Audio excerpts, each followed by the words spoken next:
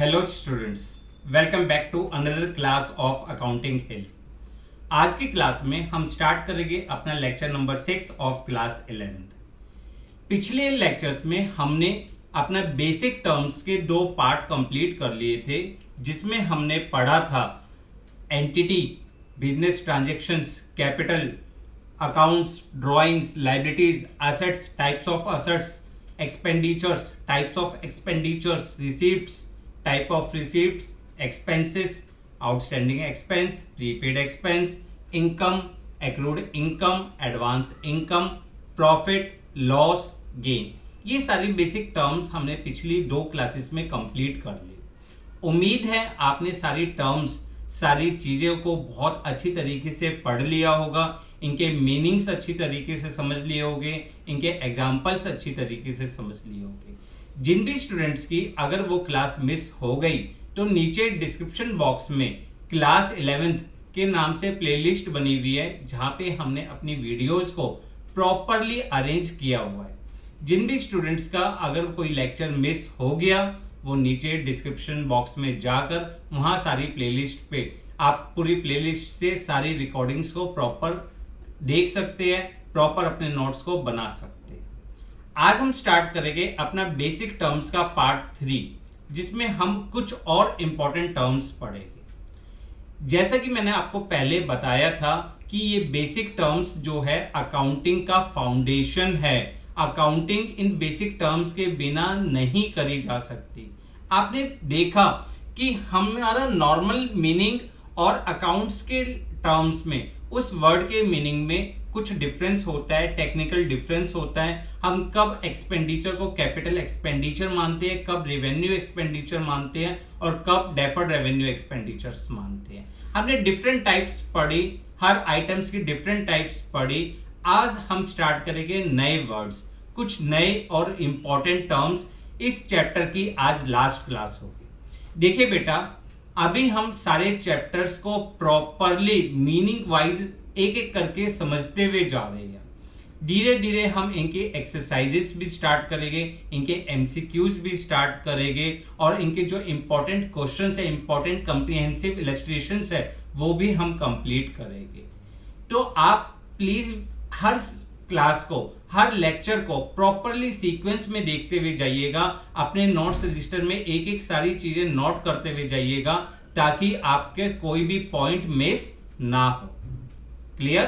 तो निकालिए अपना नोट्स रजिस्टर और स्टार्ट करिए। और वीडियो को लाइक और शेयर करना ना भूलना, चैनल को सब्सक्राइब करना और अपने फ्रेंड्स के साथ जरूर शेयर करना। चलिए स्टार्ट करते हैं आज का टॉपिक। आज पहली टर्म्स है goods. What is meaning of goods? Goods का मतलब क्या होता है? देखो, गुड्स का मतलब क्या होता है? Goods are physical items. Goods are physical items which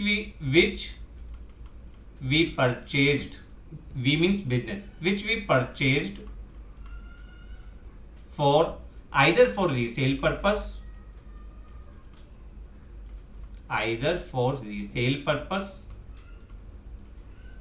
or manufacturing finished goods।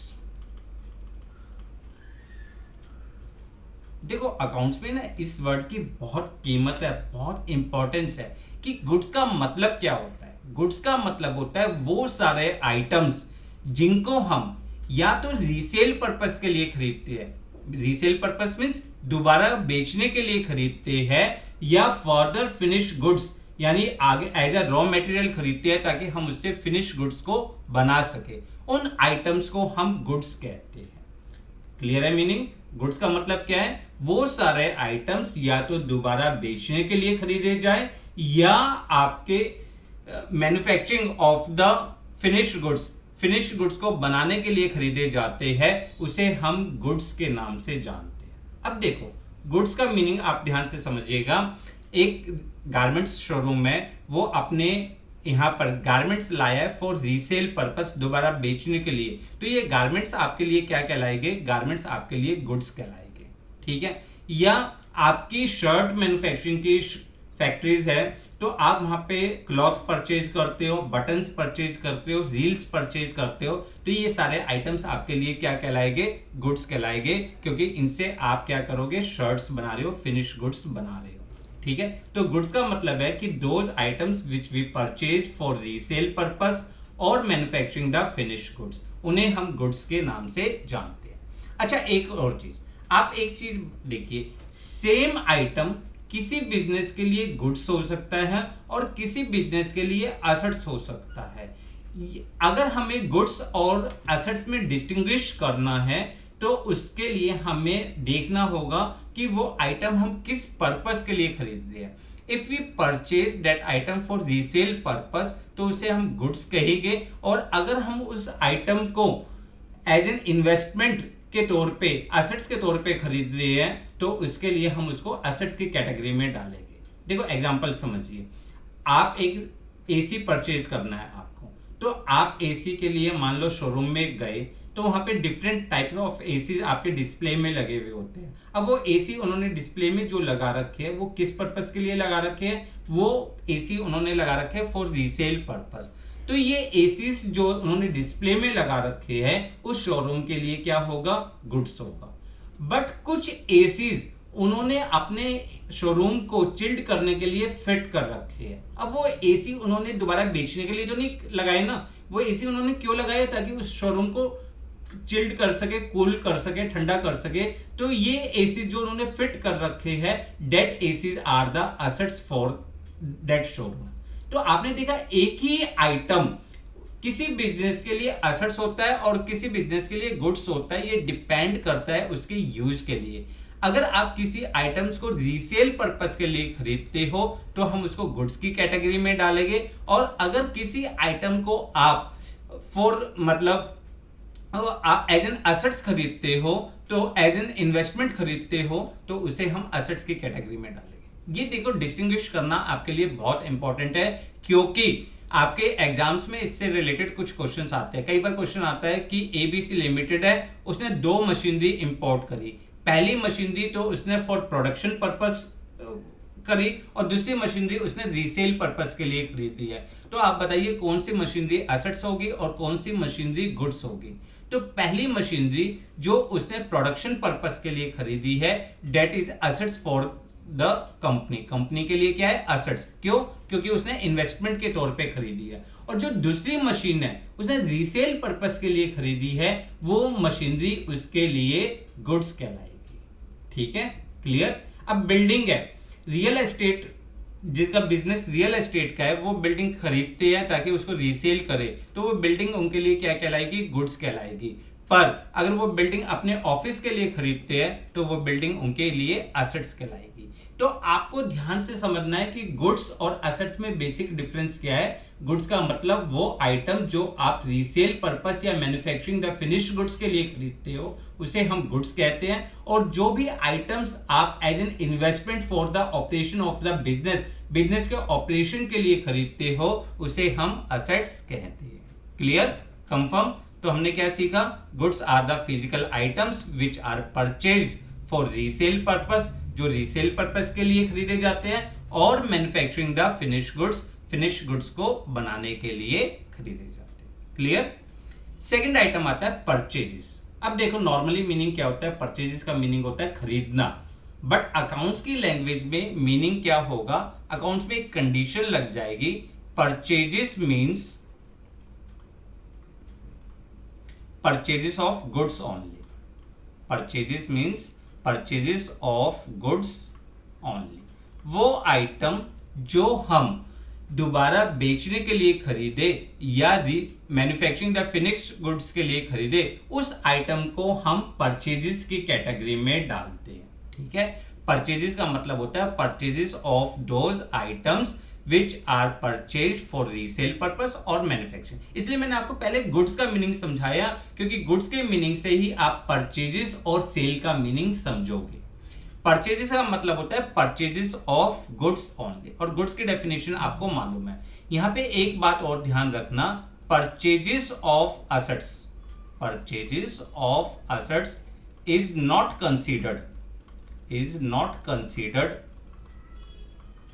In purchase, is not recorded in purchase account.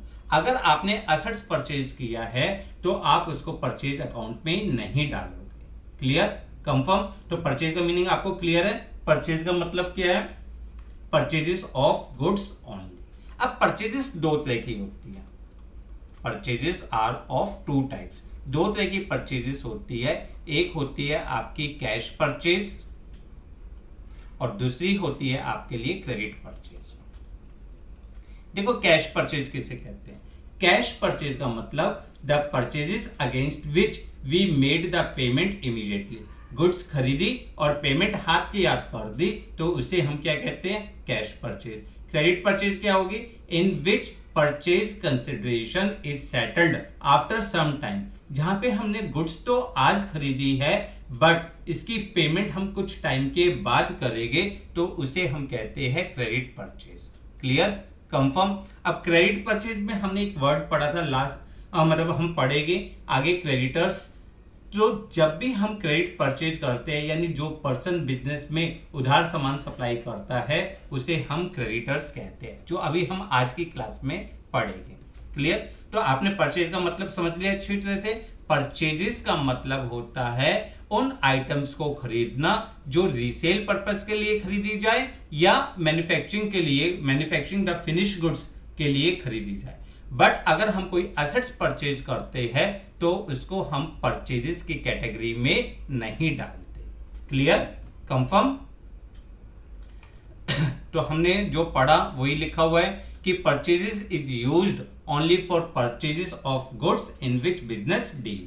Purchases is never used for purchases of assets. देखो बेटा, आपको जो जो चीजें नोट करनी है आप वीडियो को पॉज करके ध्यान से नोट कर सकते हो और ध्यान से समझिए, क्योंकि ये सारी चीजें आपको आने वाली क्लासेस जब आप रिकॉर्डिंग करना स्टार्ट करोगे वहां पे आपके लिए बहुत इंपॉर्टेंट हो जाएगी। क्लियर, तो हमने पढ़ा कि goods purchase for cash, cash में भी परचेज की जा सकती है और क्रेडिट में भी परचेज करी जाती है। अगर हमने कैश में परचेज करी तो उसे हम कैश परचेज कहते हैं, क्रेडिट पे परचेज करी तो उसको हम क्रेडिट परचेज कहते हैं। Clear, next word purchase return. अब देखो परचेज रिटर्न, कई बार जब हम गुड्स को खरीदते हैं तो किसी भी रीजन से हमें गुड्स अपने सप्लायर को वापस करनी पड़ जाती है, उसे हम कहते हैं परचेज रिटर्न। यानी return of the goods purchased, जो हमने गुड्स परचेज्ड करी थी due to any reason such as, मान लो डिफेक्टिव गुड्स है इस कारण, या स्पेसिफिकेशन के अकॉर्डिंग नहीं है, जो हमें स्पेसिफिकेशन प्रोवाइड किया गया था उसके अकॉर्डिंग नहीं है, या प्राइजेस में डिफरेंस है। There are so many reasons of the returning of the goods. Goods को रिटर्न करने के बहुत सारे रीजंस होते हैं।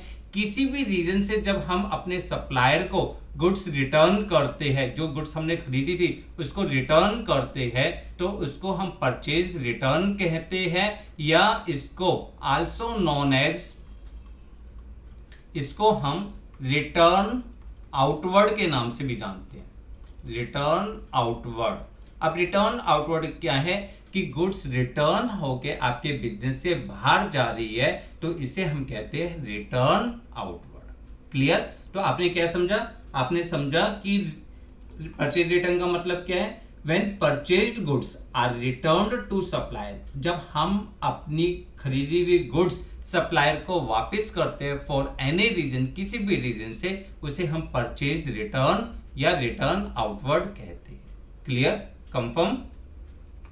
नेक्स्ट वर्ड आता है सेल्स। देखो थोड़ा थोड़ा फास्ट लेना पड़ेगा क्योंकि हमारे पास आज बहुत टर्म्स हैं और मैं इस चैप्टर को आज ही खत्म करना चाहता हूँ। रीजन क्या है? ताकि आपका सिलेबस जल्दी जल्दी कवर हो। ठीक है ना? तो थोड़ा सा पेशेंस बनाओ, थोड़ा सा पढ़ने की हैबिट डालो। अब आप क्लास 11th के स्टूडेंट्स हो, कोई छोटी क्लासेस के नहीं हो। यहाँ से आपकी प्रोफेशनल स्टडीज स्टार्ट होती है तो आपको बहुत ज़्यादा पेशेंस बनाए रखकर, अगर 1 घंटे का भी लेक्चर रिकॉर्ड होता है, 1.25 घंटे का होता है, 50 मिनट का होता है, तो पेशेंस रख के उसको पढ़िए। ताकि इतना जरूर है कि अगर आप इसको ध्यान से पढ़ोगे तो कोई भी वर्ड आपको तंग नहीं करेगा।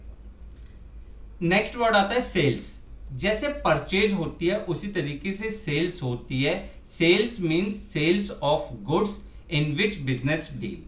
Sales of goods in which business deal, जिसमें बिजनेस डील करता है उन आइटम्स को बेचना, उसे हम सेल्स की कैटेगरी में डालते हैं।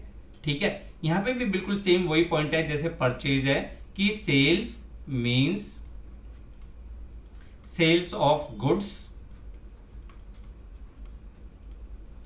इन विच बिजनेस डील, जिसमें बिजनेस क्या करता है, डील करता है, उसे हम सेल्स कहते हैं। ठीक है, यहां पे ध्यान रखिएगा, sales of assets, sales of assets is not considered, sales of assets is not considered in sales. हम असेट्स को बेचते हैं तो उसको सेल्स की कैटेगरी में नहीं डालते। ठीक है, जब हम एसेट, जैसे हमने परचेज ऑफ एसेट्स में सीखा था कि परचेज ऑफ एसेट्स परचेजेस में नहीं आता, सिर्फ परचेजेस ऑफ गुड्स आता है, उसी तरीके से मैं आपको बता रहा हूं कि सेल्स का मतलब क्या होता है, वो सामान बेचना जिसमें बिजनेस डील करता है। अगर आपने अपने बिजनेस के किसी एसेट्स को बेचा तो उसको हम सेल्स में रिकॉर्ड नहीं करेंगे। क्लियर। अब यहां पे भी सेल्स दो तरह की होती है। सेल्स एक आपकी होती है कैश सेल और एक होती है क्रेडिट सेल। कैश सेल का मतलब क्या है, आपने गुड्स बेची और हाथ की हाथ कैश रिसीव्ड किया तो उसे हम कहते हैं कैश सेल। और अगर हमने गुड्स बेची बट कुछ टाइम के बाद हमने अमाउंट रिसीव्ड किया तो उसे हम कहते हैं क्रेडिट सेल। ठीक है, कैश सेल का मतलब क्या होता है, sales when sales are taken place and cash is received immediately, cash settlement जो है इमीडिएटली आ जाती है तो उसे हम कैश सेल कहते हैं। When cash settlement take place after some time, कुछ टाइम के बाद होता है कैश सेटलमेंट तो उसे हम क्रेडिट सेल कहते हैं। क्लियर। तो सेल्स का मतलब क्लियर है, गुड्स का मतलब क्लियर है, और परचेजेस, गुड्स का मतलब वो आइटम्स जो हम रीसेल पर्पस के लिए खरीदे या मैन्युफैक्चरिंग ऑफ गुड्स के लिए खरीदे तो उसे हम गुड्स कहते हैं। दूसरा हमने पढ़ा परचेजेस, कि वो आइटम खरीदना जो हम रीसेल मतलब गुड्स को खरीदना, उसे हम परचेज की कैटेगरी में डालते हैं। सेल्स में भी हमने यही पढ़ा है कि sales mean sale of goods in which business deal. आपका एसेट्स का बेचना सेल्स नहीं कहलाता। ठीक है, और अगर कैश सेटलमेंट इमीडिएटली हो जाए तो उसे कैश सेल कहते हैं। Cash settlement take after some time, कुछ टाइम के बाद होती है तो उसको हम क्रेडिट सेल कहते हैं। Clear, confirm. Next word cell return. Next word क्या है, सेल रिटर्न। जैसे हम अपने सप्लायर को जब गुड्स वापस करते हैं ड्यू टू एनी रीजंस, उसी तरीके से कई बार हमारे कस्टमर भी हमारे गुड्स को वापस कर देते हैं ड्यू टू एनी रीजन। किसी भी रीजन से जब हमारी बेची हुई गुड्स हमारे कस्टमर हमें वापस करते हैं उसे हम सेल्स रिटर्न कहते हैं। सेल्स रिटर्न का दूसरा नाम जो होता है that is known as return inward, उसे हम क्या कहते हैं, रिटर्न इनवर्ड। ठीक है, जब हमारे कस्टमर किसी भी रीजन से हमारी बेची हुई गुड्स को वापस कर दे उसे हम सेल्स रिटर्न कहते हैं। Goods sold when return by customer are known as sales return और रिटर्न इनवर्ड। क्लियर। तो अब तक आपने कौन कौन से वर्ड पढ़े, आपने पढ़ा गुड्स का मीनिंग, परचेजेस का मीनिंग, परचेज रिटर्न, सेल्स और सेल्स रिटर्न। क्लियर है, कंफर्म है, श्योर। चलिए बढ़ते आगे। नेक्स्ट वर्ड आता है ट्रेड रिसीवेबल्स। अब देखो ट्रेड रिसीवेबल्स किसे कहते हैं। ट्रेड रिसीवेबल्स का मतलब होता है कि जब हम अपनी गुड्स को उधार बेचते हैं और उसके लिए जो हमें अमाउंट रिसीवेबल होता है, मतलब मिलने वाला होता है, कुछ टाइम के बाद मिलता है, उसे हम ट्रेड रिसीवेबल कहते हैं। मींस अमाउंट रिसीवेबल जो हमें अमाउंट रिसीवेबल है against sale of goods, against sale of goods और rendering the services, rendering the services. ठीक है, वो अमाउंट जो हमें अभी मिलना है किसके अगेंस्ट मिलना है, या तो हमने गुड्स बेची है या हमने अपनी सर्विस को रेंडर किया, अपनी सर्विस प्रोवाइड करी है, उसके अगेंस्ट जो भी हमें अमाउंट मिलना है उसे हम ट्रेड रिसीवेबल्स कहते हैं। अब ट्रेड रिसीवेबल्स कब आएगा? जब आपने क्रेडिट सेल करी होगी, क्योंकि कैश सेल में तो आपको गुड्स हाथ के हाथ आ जाती है। जब आपने उधार सामान बेचा होता है और जो अमाउंट आपको रिसीवेबल होना है उसे हम ट्रेड रिसीवेबल्स कहते हैं। ट्रेड रिसीवेबल्स जो होगा, trade receivables is equal to debtors plus bills receivable, plus bills receivable.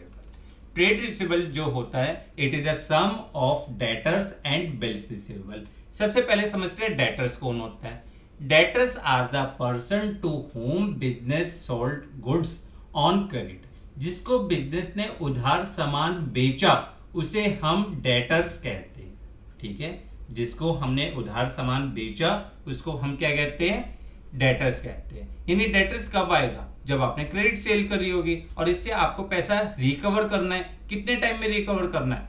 मतलब 1 महीना, 2 महीने, 3 महीने, ठीक है। तो इसलिए हम डेटर्स को क्या कहते हैं? करंट असेट्स कहते हैं। मतलब कुल मिलाकर trade receivables is a current assets for business.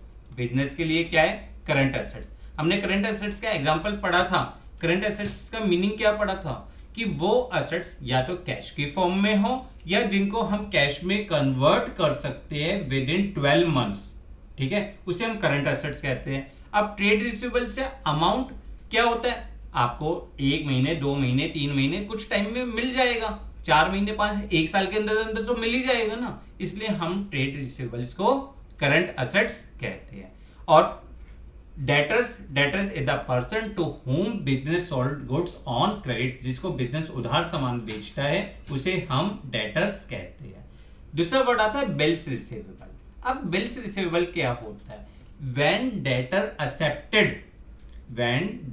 accepted to make the payment on a specific date, एक स्पेसिफिक डेट पे पेमेंट करने के लिए एक्सेप्ट कर देता है in the return form that is known as the bills receivable. देखो bills receivable actual में है क्या? बिल्स रिसीवेबल का अपने आप में पूरा एक चैप्टर होता है जो इस साल आपके जो इस सेशन के लिए है वो डिलीटेड है, ठीक है। तो बच्चों को कई बार टेक्निकल, अगर हम टेक्निकल डेफिनेशन लिखे तो वो आपके लिए एकदम समझ में नहीं आएगी। आप समझने की कोशिश करिए।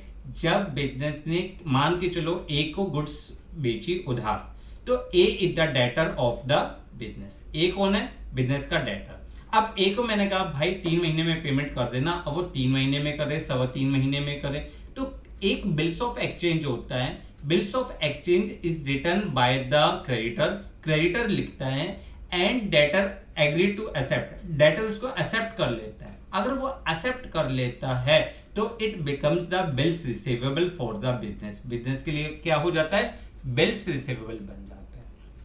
तो बिल्स रिसीवेबल क्या है? Debtors are converted into the bills receivable. बस फर्क क्या होता है? कुछ लीगल टर्म्स होती है, कुछ लीगल स्पेसिफिकेशंस हो जाती है। डेटर्स एक नॉर्मल एसेट्स बन के रह जाता है, जबकि बिल्स रिसीवेबल को हम मल्टीपर्पज पे यूज कर सकते हैं। जो जैसे आपके चैप्टर होता तो उसमें हम ये सारी चीजें डिटेल में पढ़ते, पर इस साल आपके कोर्स में से सीबीएसई ने इस चैप्टर को डिलीट कर दिया है, बिल्स ऑफ एक्सचेंज को। इस साल सेशन 2022-23 में नहीं है। तो हल्की सी डेफिनेशन आपको ध्यान में रखनी है कि बिल्स रिसीवेबल एक नेगोशिएबल इंस्ट्रूमेंट है, ठीक है, which is made by the creditors and accepted by the debtors, ठीक है। तो बिल्स रिसीवेबल जो अमाउंट रिसीव करने वाला होगा, जो अमाउंट हमें रिसीव करना है उसे हम बिल्स रिसीवेबल कहते हैं। क्लियर? दोनों हमारे लिए क्या हो गया? करंट एसेट्स हो गए। दोनों हमारे लिए क्या हो गए? करंट एसेट्स हो गए। तो आपने क्या समझा? ट्रेड रिसीवेबल का मीनिंग समझा, amount receivable for sale of goods and services, clear, rendered in ordinary course of business. और हमने ये भी पढ़ा कि trade receivable is the sum of debtors and bills receivable. Debtors और बिल्स रिसीवेबल का टोटल जो होता है उसे हम ट्रेड रिसीवेबल कहते हैं and it is current assets for business. Business के लिए क्या है? Current assets, clear. फिर आता है डेटर्स। डेटर्स मैंने आपको पढ़ा दिया कि the person to whom goods have been sold या सर्विसेज रेंडर्ड ऑन क्रेडिट। जिसको हम गुड्स उधार बेचते हैं या सर्विसेज प्रोवाइड करते हैं क्रेडिट पे उसे हम डेटर्स कहते हैं, और जितना अमाउंट हमें रिकवर करना है उसे हम डेब्ट्स के नाम से जानते हैं। यानी debtor is the person to whom business sold goods on credit, या हम अपनी सर्विसेज को क्रेडिट पे रेंडर करते हैं, सर्विसेज प्रोवाइड करते हैं, पेमेंट हमें कुछ टाइम के बाद रिसीव करनी होती है। और बिल्स रिसीवेबल, उसमें भी हमने पढ़ लिया कि bills receivable means bills of exchange होता है, accepted by debtors, debtors accept करता है, the amount of which will be received on specific date, specific date पे आप अमाउंट रिकवर कर सकते हो। डेटर्स और बिल्स रिसीवेबल में बहुत सारे टेक्निकल डिफरेंसेस होते हैं, ठीक है। हम डेटर्स से हमें अमाउंट रिकवर करना है तो वो 3 महीने का मतलब है, हो सकता है 3 महीने 1 हफ्ता भी लगा दे, 3 महीने 10 दिन भी लगा दे, बट जब बिल्स रिसीवेबल होता है तो उस पर एक स्पेसिफिक डेट होती है, उस डेट पे आपको पेमेंट करनी होती है। क्लियर। नेक्स्ट वर्ड आता है ट्रेड पेबल्स।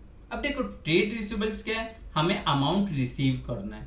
ट्रेड पेबल्स क्या है, जो अमाउंट हमें पे करना है for the purchase of goods, हमने गुड्स को खरीदा या हमने सर्विसेज को हायर किया क्रेडिट पे, उसके लिए जो भी हमें पेमेंट करनी होती है उसे हम ट्रेड पेबल्स कहते हैं, ठीक है। And it is current liabilities for business, business के लिए क्या होती है, करंट लायबिलिटीज होती है। क्लियर। बिजनेस के लिए क्या है, current liabilities. And it is the sum of creditors and bills payable, ये क्रेडिटर्स और बिल्स पेबल का सम होता है।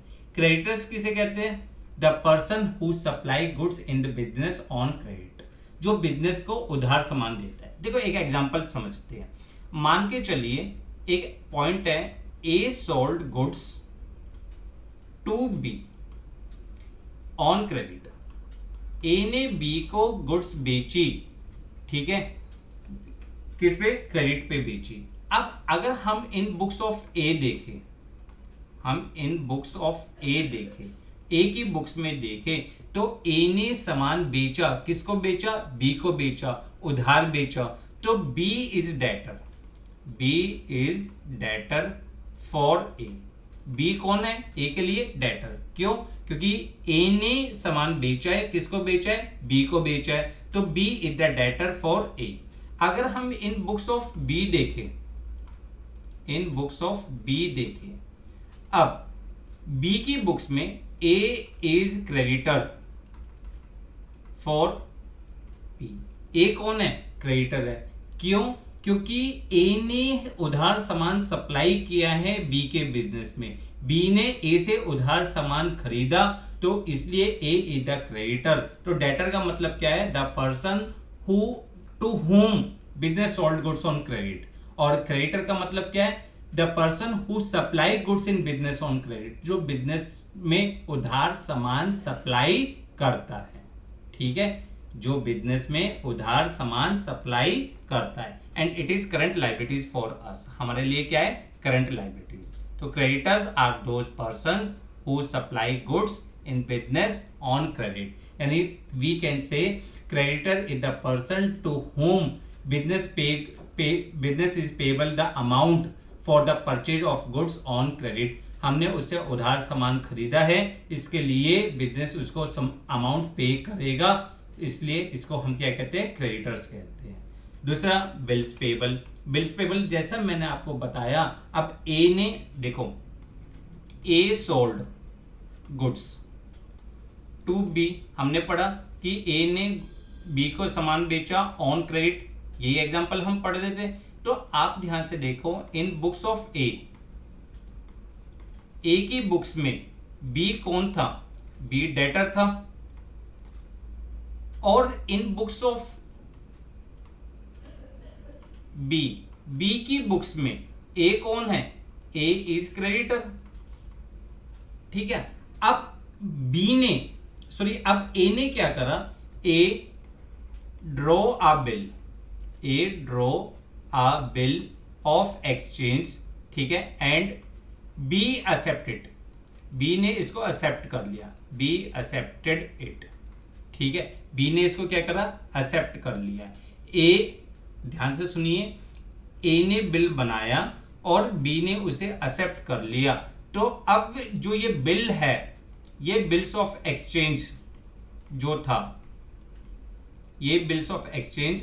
ए के लिए क्या होगा, ए के लिए होगा बिल्स रिसीवेबल, क्योंकि ए को अमाउंट रिकवर करना है बी से। और बी के लिए यही वाला जो नोट है, this is called bills payable. उसके लिए क्या कहलाएगा, बिल्स पेएबल, क्योंकि बी को अमाउंट पे करना है ऑन अ स्पेसिफिक डेट। तो आप ध्यान से समझिएगा, एक बिल्स रिसीवेबल और बिल्स पेएबल, सिर्फ टेक्निकल डिफरेंस होता है। ये टेक्निकल डिफरेंस क्या है बेटा, देखो, या तो जब ये चैप्टर डिटेल में पढ़ते तब समझ में आता, ठीक है। अभी तो आपको सिर्फ हल्का सा हिंट चाहिए था यहाँ पे कि बिल्स ऑफ एक्सचेंज में दो पार्टीज होती है, एक ड्रॉ करता है और एक एक्सेप्ट करता है। जो ड्रॉ करता है, जब एक्सेप्ट करने के बाद ड्रॉअर के लिए वो बन जाता है बिल्स रिसीवेबल और ड्रॉई के लिए बन जाता है बिल्स पेएबल। ठीक है, क्लियर। नेक्स्ट टर्म अब आता है स्टॉक। स्टॉक का मतलब क्या होता है, स्टॉक का मतलब, स्टॉक कह लीजिए या इन्वेंट्री कह लीजिए। Stock means value of unsold goods, value of unsold goods. जो गुड्स तैयार हो चुकी है पर बिकने के लिए तैयार है पर अभी तक बिकी नहीं है, उसे हम स्टॉक कहते हैं। ठीक है, ध्यान से सुनिएगा। स्टॉक का मतलब क्या होता है, value of goods, value of those goods which are lying unsold, जो अनसोल्ड पड़ी हुई है at the end of accounting period. Accounting period के एंड में, मतलब आपका अकाउंटिंग पीरियड एंड होने के बाद ऐसा तो नहीं है ना सारा सामान बिक गया, जो आपने सामान खरीदा था वो सारा सामान बिक गया, ऐसा नहीं होता। तो ये चीज आपको ध्यान रखनी है, वो गुड्स जो आप की अनसोल्ड है उसे हम स्टॉक या इन्वेंट्री के नाम से जानते हैं। ठीक है, अब स्टॉक की बात करते हैं। तो स्टॉक में basically stock of finished goods हो सकता है, स्टॉक ऑफ फिनिश्ड गुड्स। दूसरा होता है stock of raw material, stock of raw material. और थर्ड होता है स्टॉक ऑफ वर्किंग प्रोग्रेस।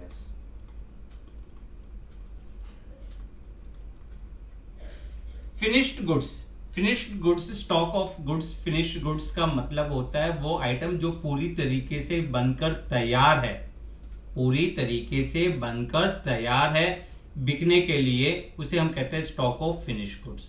दूसरा होता है स्टॉक ऑफ रॉ मटेरियल, वो रॉ मटेरियल जो अभी मैन्युफैक्चरिंग प्रोसेस के लिए हमारे पास बचा है, उसकी वैल्यू को हम कहते हैं स्टॉक ऑफ रॉ मटेरियल। और stock of working progress, working progress का मतलब होता है semi finished goods, semi finished goods, जो गुड्स आधी अधूरी बनकर तैयार है, अभी पूरी तरह से प्रोसेस नहीं हुई है। देखो, आपकी एक मैन्युफैक्चरिंग यूनिट है, उस मैन्युफैक्चरिंग यूनिट में आप रॉ मटेरियल लाते हो, उसको आगे फर्दर प्रोसेस करते हो और उससे फिनिश्ड गुड्स बनाते हो। क्या eight the end of financial year, जब आपका अकाउंटिंग ईयर का एंड है, तो जितना रॉ मटेरियल आपने खरीदा था, क्या वो सारा का सारा यूज्ड हो गया होगा? जरूरी है, कुछ हो सकता है उसका स्टॉक बचाओ, तो उसे हम कहते हैं स्टॉक ऑफ रॉ मटेरियल। अब कुछ गुड्स ऐसी होगी जो फर्दर प्रोसेसिंग में चल रही होगी पर अभी तक पूरी तरीके से तैयार नहीं होगी, तो उसे हम कहते हैं स्टॉक ऑफ वर्किंग प्रोग्रेस। और कुछ गुड्स ऐसी होगी जो बिल्कुल बनकर तैयार हो गई होगी पर अभी तक बिकी नहीं है, मार्केट में बिकी नहीं है, गोडाउन में पड़ी हुई है, उसे हम कहते हैं स्टॉक ऑफ फिनिश्ड गुड्स। ऐसा नहीं होता कि 31 मार्च को आपका सारा स्टॉक जीरो हो जाए और फिर आप 1 अप्रैल को नया स्टॉक खरीदो। आपका कुछ वैल्यू, कुछ रॉ मटेरियल, कुछ वर्किंग प्रोग्रेस में और कुछ आपके फिनिश गुड्स की वैल्यू बची रह जाती है, उसे हम स्टॉक कहते हैं।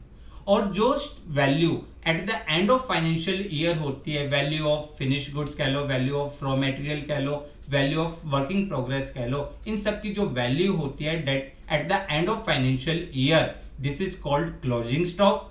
और यही क्लोजिंग स्टॉक नेक्स्ट ईयर का ओपनिंग स्टॉक होता है। तो ओपनिंग स्टॉक का मतलब क्या होता है? Value of finish goods, raw material और working progress lying in the beginning of year, जो बिगनिंग साल की स्टार्टिंग में होती है, उसे हम ओपनिंग स्टॉक कहते हैं। क्लियर? तो आपने क्या पढ़ा कि स्टॉक का मतलब वो गुड्स जो अनसोल्ड हो, इसमें आपके फिनिश गुड्स भी आ सकती है, रॉ मटेरियल भी आ सकता है और वर्किंग प्रोग्रेस भी आ सकती है। ओपनिंग स्टॉक का मतलब स्टार्टिंग में जो वैल्यू हो, और eight the and closing stock का मतलब एट द एंड जो आपकी वैल्यू होती है उसे हम क्लोजिंग स्टॉक कहते हैं। क्लियर। और स्टॉक आपके लिए क्या होता है? एसेट्स होता है, करंट एसेट्स। क्यों? क्योंकि इसको कैश में कन्वर्ट किया जाता है विद इन 1 ईयर। ठीक है ना, अगले फाइनेंशियल ईयर में बिक जाएगी, अगले फाइनेंशियल ईयर में कैश में कन्वर्ट हो जाएगी, तो stock is always considered as the current assets. Clear. ये लाइन आपके लिए बहुत इंपॉर्टेंट है, ध्यान से समझना है इन लाइनों को। एक एक करके सारी टर्म्स अब धीरे धीरे खत्म होने की स्टेज पे है, तो आपको इन सारी चीजों को बहुत ध्यान से समझना है। नेक्स्ट वर्ड आता है डेप्रिसिएशन। डेप्रिसिएशन का मतलब क्या होता है? डेप्रिसिएशन का मतलब होता है falls in value of assets. Falls in value of assets. Assets की वैल्यू रिड्यूस होना due to usage of assets. जैसे जैसे हम असेट्स को यूज करते हैं उसकी वैल्यू धीरे धीरे क्या होता है? कम होना स्टार्ट हो जाती है। या पैसेज ऑफ टाइम, टाइम बीतते बीतते असेट्स की वैल्यू कम होना स्टार्ट हो जाती है। Due to obsolescence. ऑब्सोलेंस का मतलब होता है due to invention of new technique, आपके पुराने असेट्स की वैल्यू कम हो जाना, उसे हम कहते हैं डेप्रिसिएशन। ठीक है, डेप्रिसिएशन का मतलब समझ में आ गया? Falls in value of assets. Assets की वैल्यू कम होना किसी भी रीजन से, due to efflux of time, due to passage of time, due to usage of assets, या ड्यू टू ऑब्सोलेंस, उसे हम कहते हैं डेप्रिसिएशन। और it is non cash expense for the business. Business के लिए नॉन कैश एक्सपेंस की category में आता है। एक्सपेंस तो है पर नॉन कैश है। क्यों? These are the expenses. Basically होता क्या है, अगर हम डेप्रिसिएशन का मतलब समझे तो डेप्रिसिएशन का मतलब होता है बेटा allocation of cost of assets. Allocation of cost of assets, ठीक है, during its affective life, affective useful life. Basically मान के चलिए, देखो इसको एक एग्जांपल से समझाता हूं। मान के चलिए एक कंपनी ने एक मशीनरी परचेज करी, मशीनरी परचेज करी फॉर 10 लाख रुपीज। कितने की मशीन परचेज करी? 10 लाख रुपीज। और हमने इसकी एस्टिमेटेड जो यूजफुल लाइफ है, एस्टिमेटेड लाइफ जो हमने एक्सपेक्ट करी है वो 10 ईयर्स करी है। अगर हम फर्स्ट ईयर 10 लाख रुपीज का एक्सपेंस कंसीडर कर ले, पहले साल ही कंसीडर कर ले कि हमारा 10 लाख रुपए का खर्चा है, तो उस साल हमें क्या होगा? ह्यूज लॉस हो जाएगा। तो हम क्या करते हैं, हम अपने एसेट्स की टोटल लाइफ वैल्यू को उसकी लाइफ से डिवाइड करते हैं, तो हमारी कॉस्ट पर ईयर कितनी हो जाएगी? Cost per year is equal to ₹1 lakh. कितनी हो जाएगी? 1 लाख कॉस्ट हो जाएगी। और हम every year profit and loss account में अपनी कॉस्ट ऑफ एसेट्स जो है वो डाल देंगे 1 लाख, और इस चीज को हम कहते हैं डेप्रिसिएशन। क्यों? पहले साल आपके एसेट्स की कॉस्ट कितनी थी? 10 लाख। एक साल के बाद आफ्टर 1 ईयर इसकी कॉस्ट कितनी हो गई? 9 लाख। फिर वैल्यू कितनी हो गई? 8 लाख। फिर वैल्यू कितनी हो गई? 7 लाख। धीरे धीरे आपके एसेट्स की वैल्यू कम होती जा रही है due to usage of assets, due to passage of time. किसी भी रीजन से आपके एसेट्स की वैल्यू कम होना, उसे हम डेप्रिसिएशन कहते हैं। और डेप्रिसिएशन जो होता है, डेप्रिसिएशन आपके लिए क्या होता है? नॉन कैश एक्सपेंस होता है। इसके लिए आगे चल के पूरा एक फर्दर बहुत लंबा चैप्टर है जहां पे हम different type of depreciation, different type of calculation सीखेंगे कि मेथड क्या क्या होता है डेप्रिसिएशन के कैलकुलेट करने के। तो यहाँ पे हमने मीनिंग समझा, एसेट्स की वैल्यू को कम होना उसे हम डेप्रिसिएशन कहते हैं। और डेप्रिसिएशन आपके लिए नॉन कैश एक्सपेंस होता है, इसलिए एवरी ईयर हम इसको प्रॉफिट एंड लॉस अकाउंट में चार्ज करते हैं। क्लियर? कंफर्म? तो depreciation means false in value of assets because of usage और पैसेज ऑफ टाइम, ऑब्सोलेंस जो मैंने पढ़ा, और मैंने आपको बताया it is in allocation of cost of assets. ठीक है, allocation of cost of fixed assets. आपके बताया ना कि 10 लाख रुपीज डिवाइडेड बाय 10 जो आपने लाइफ एस्टिमेट करी है, तो 1 लाख रुपीज आप एवरी ईयर कॉस्ट कंसीडर कर लोगे for calculation of the cost of production. Clear? चलिए धीरे धीरे आगे बढ़ते हैं, थके तो नहीं, बट बेटा थोड़ी सी टर्म्स और रह गई है, इस चैप्टर को आज ही खत्म करें क्योंकि नेक्स्ट क्लास में फिर हम नया चैप्टर स्टार्ट करेंगे। नेक्स्ट वर्ड है डिस्काउंट। अब डिस्काउंट का नाम तो हमने बहुत सुना है कि डिस्काउंट का मतलब क्या होता है, गुड्स के प्राइस को कम करना, गुड्स के प्राइस को कम करना, deduction in price of goods, price जो आपके गुड्स का प्राइस है उसको रिड्यूस करना, that is known as the discount. ठीक है, और डिस्काउंट बिजनेस के लिए क्या होता है, एक्सपेंस होता है, बिजनेस के लिए क्या है, एक्सपेंस है।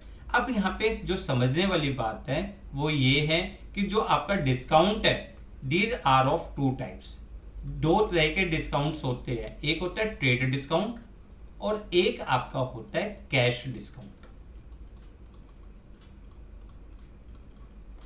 ध्यान से समझिएगा, सिर्फ ये लास्ट टर्म बड़ी है, उसके बाद दो तीन छोटी छोटी टर्म्स है। डिस्काउंट का मतलब होता है reduction in price of goods, जब हम अपने कस्टमर्स को प्राइस रिड्यूस करते हैं या हम अपने सप्लायर से प्राइस कुछ डिस्काउंट करवाते हैं गुड्स खरीदते हुए, तो उसे हम डिस्काउंट कहते हैं।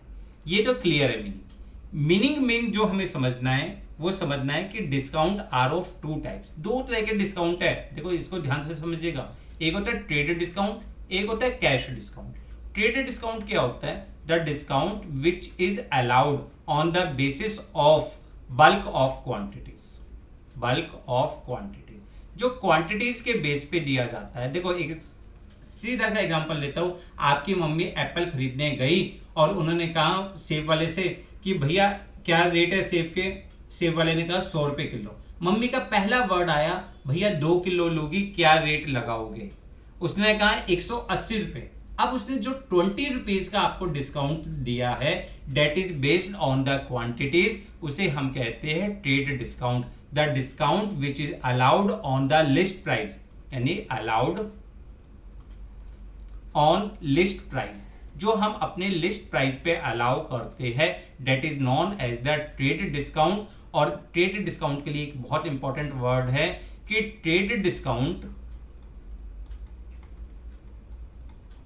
is not shown in books separately। हम बुक्स में सेपरेटली शो नहीं करते, only price is reduced, invoice में से सिर्फ उस प्राइस को रिड्यूस कर दिया जाता है। मान के चलो मम्मी ने 180 रुपए में खरीदी, तो मम्मी ये नहीं कही कि मतलब ये ट्रेडेड 20 रुपीज के डिस्काउंट को बुक्स में शो नहीं करेगी, मम्मी सिर्फ ये लिख देगी हमने जो सेब खरीदी वो 180 रुपए की खरीदी। हालांकि नोट्स में उसको एक्सप्लेनेशन दिया जाता है, बट इसके लिए ट्रेडेड डिस्काउंट के लिए हम कोई सेपरेट अकाउंट नहीं बनाते।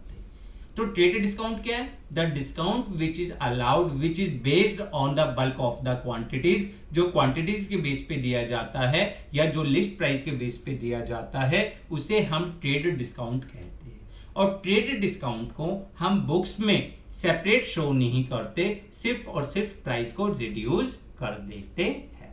ठीक है, गुड्स खरीदते समय अगर हमें ट्रेड डिस्काउंट मिला तो हमने प्राइस लेस करके नेट प्राइस लिख दिया परचेजेस में। अगर हमने गुड्स बेची है और हमने अपने कस्टमर को अलाउ किया है ट्रेड डिस्काउंट, तो हमने नेट कितने की गुड्स बेची उसको हम बुक्स में शो करते हैं, सेपरेट अकाउंट मेंशन नहीं होता। ये सारी टर्म्स बार बार रिपीट करो, ये सारी टर्म्स वो टर्म्स है जिसके बिना हम अकाउंटिंग परफॉर्म नहीं कर सकते।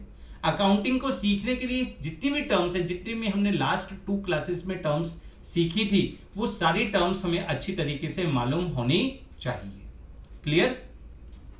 फिर हमने पढ़ा कैश डिस्काउंट। अब कैश डिस्काउंट क्या होता है, विच is based on prompt payment, जो आप अपने कस्टमर्स को जल्दी पेमेंट के लिए, जब आप उसको अप्रिशिएट करना चाहते हैं कि वो पेमेंट जल्दी करे, और उसके लिए आप जो उसको डिस्काउंट अलाउ करते हो, that is known as the cash discount. यानी cash discount is the discount which is allowed या which is based on the quick payment, जो क्विक पेमेंट के बेस पे होता है। मान के चलिए बिजनेस ने 2 कस्टमर्स है, एक बिजनेस के 2 कस्टमर्स है, ए और बी। ए ने गुड्स खरीदी और पेमेंट करेगा 3 महीने के बाद। अब बी ने गुड्स खरीदी और पेमेंट कर रहा है इमीडिएटली, ठीक है, या आफ्टर 1 मंथ, कुछ भी हो सकता है। अब बी ने कहा कि सर देखो, ए तो पेमेंट कर रहा है 3 महीने के बाद और मैं पेमेंट कर रहा हूं इमीडिएटली, हाथ की हाथ, तो क्या मुझे कुछ डिस्काउंट मिलेगा? बिजनेस ने कहा कि चलो 5% आप एक्स्ट्रा डिस्काउंट ले लीजिए। अब this 5% is known as the cash discount. इस 5% को हम कैश डिस्काउंट कहेंगे, ठीक है। क्यों ये डिस्काउंट हमने क्यों दिया?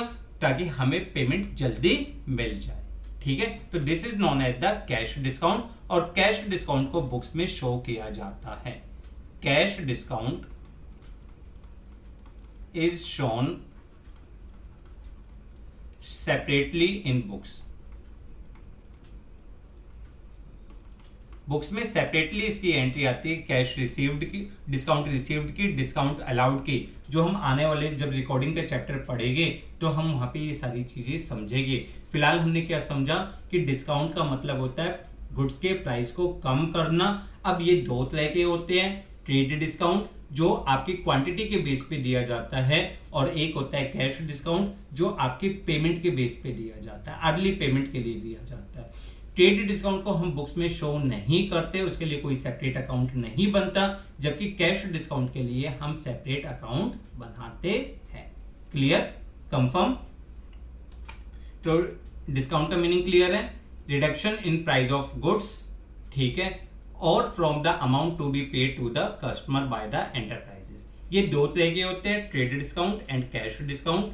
ट्रेड डिस्काउंट का मतलब the discount is allowed by seller to its customer on the basis of bulk of quantities. और मैंने आपको बताया कि ये बुक्स में रिकॉर्ड नहीं होता, सिर्फ आपके प्राइस को रिड्यूस कर दिया जाता है। दूसरा cash discount which is allowed on the basis of the prompt payment, उसे हम कैश डिस्काउंट कहते हैं। अगर आप इसको बुक्स में रिकॉर्ड करोगे, एग्जांपल मैंने आपको बता दिया, आपने इमीडिएटली पेमेंट करी है या पेमेंट आप 1 हफ्ते के अंदर कर रहे हो, कुछ प्रेस्क्राइब टाइम में कर रहे हो, तो उसके लिए आपको जो एक्स्ट्रा डिस्काउंट मिलता है that is known as cash discount. Clear? चलिए आगे बढ़ते हैं। वाउचर्स, देखो आपने जब क्वालिटी एस्पेक्ट्स पढ़े थे अकाउंटिंग के, तो आपने पढ़ा था रिलायबिलिटी। रिलायबिलिटी में आपने पढ़ा था कि accounting information must be reliable, it must B free from personal bias, it must be spotted by the proper evidence.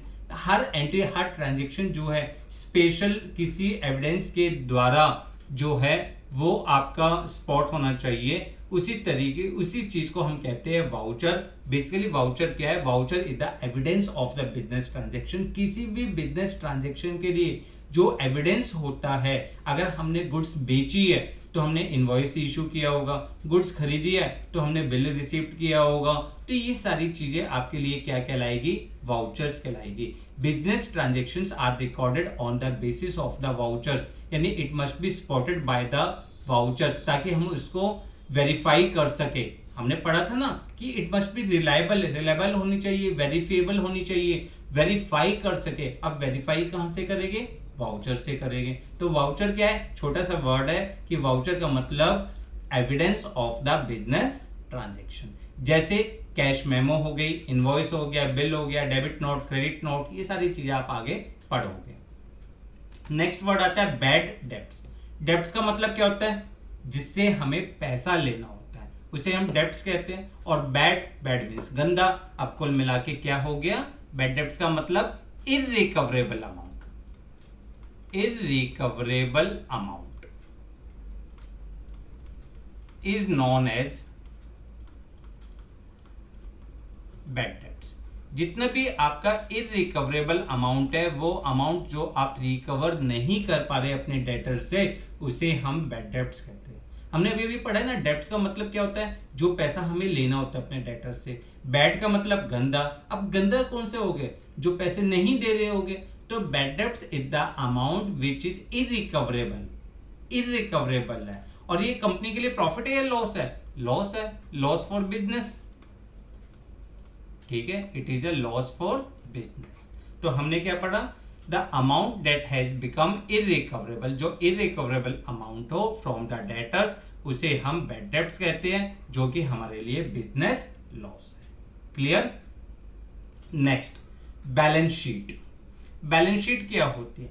Balance sheet is the financial statement, एक फाइनेंशियल स्टेटमेंट है which depicts the financial position of the business, जो business की सारी financial position के बारे में बताती है। It reveals, it records all the assets, सारे बिजनेस के एसेट्स, जितने भी बिजनेस की लाइबिलिटीज है, जितने भी बिजनेस के में amount capital contribution by the owner है, वो सब चीजों के रिकॉर्ड को हम बैलेंस शीट कहते हैं।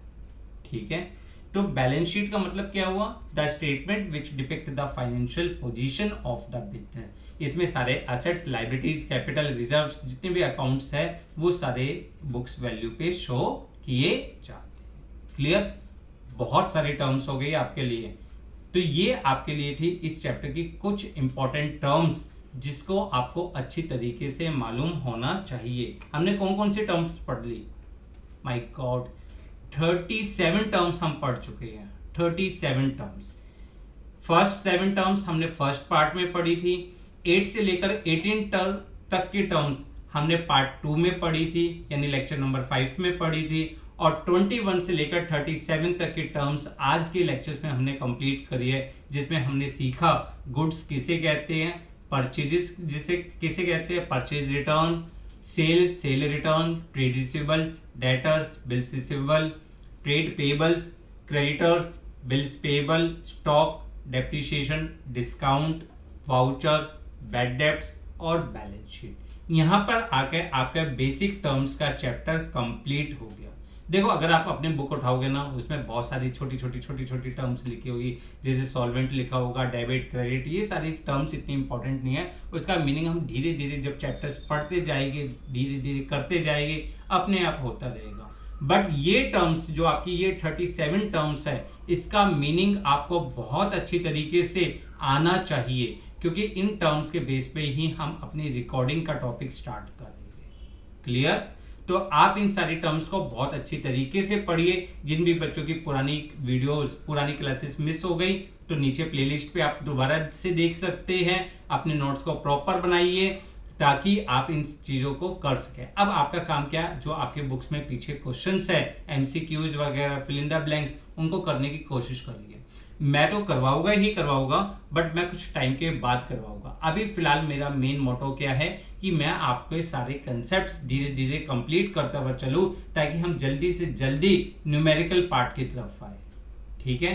क्लियर? जब तक आप सारी चीजें को नोट डाउन करिए, पढ़िए और एंजॉय करिए। वीडियो को बनाने में बहुत मेहनत लगती है, इसलिए प्लीज इसको लाइक और शेयर तो बनता है। कम से कम वीडियो को लाइक और शेयर करना ना भूले। चैनल को सब्सक्राइब करें, अपने दोस्तों को शेयर करें ताकि उनको ज़्यादा से ज़्यादा फायदा मिल सके। Thanks a lot for watching the video.